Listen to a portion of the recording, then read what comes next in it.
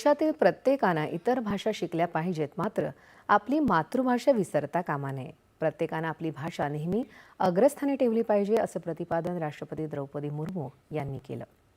वर्धा येथे महात्मा गांधी आंतरराष्ट्रीय हिंदी विद्यापीठाच्या दीक्षांत समारंभाला मुख्य अतिथी म्हणून मार्गदर्शन करताना त्या बोलत होत्या. राष्ट्र उभारणीत भारतीय भाषांच्या महत्त्वावर जोर देताना आपल्याला एक बलशाली, आत्मनिर्भर आणि विकसित भारत घडवायचा आहे आणि हे केवळ भारतीय भाषांच्या भक्कम पायावरच शक्य आहे.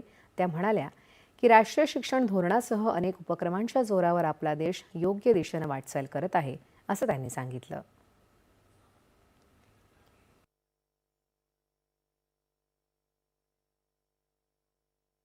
भारत की आत्मा भारतीय भाषाओं में ही अभिव्यक्ति होती है।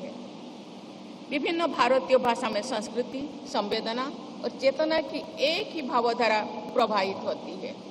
मैं आशा करती हूँ कि बापू के आदर्शों पर चलते हुए आप सब इस विश्वविद्यालय के गौरव को निरंतर बढ़ाते जाएंगे। अंतर्राष्ट्रीय विद्वत समुदाय में भी हिंदी के प्रति मधुर स्नेह और सम्मान अभिव्यक्ति किया है और उसे कार्यरूप दिया है. आंतरराष्ट्रीय स्तरावर या विद्यापीठातर्फे भाषा आदान प्रदानाला प्रोत्साहन दिले जात असून अखिल भारतीय भाषांना समृद्ध करण्यात योगदान देत असल्याचं राष्ट्रपती म्हणाले. यावेळी राष्ट्रपतींनी पदवीप्राप्त विद्यार्थ्यांचं कौतुक केलं आणि त्यांना महात्मा गांधीजींच्या आदर्शांचं आणि विचारांचं पालन करण्याचं आवाहन केलं. यावेळी त्यांच्या हस्ते सुवर्ण पदक विजेत्या विद्यार्थ्यांना पदकं प्रदान करून सन्मानित करण्यात आलं. तसंच दीक्षांत समारंभानंतर कुलगुरू कुमुद शर्मा यांच्या हस्ते PhD प्राप्त संशोधकांनाही उपाधी देण्यात आली. कार्यक्रमाला राज्यपाल जिष्णू देववर्मा आणि महसूल मंत्री चंद्रशेखर बावनकुळे यांच्यासह अनेक मान्यवर उपस्थित होते.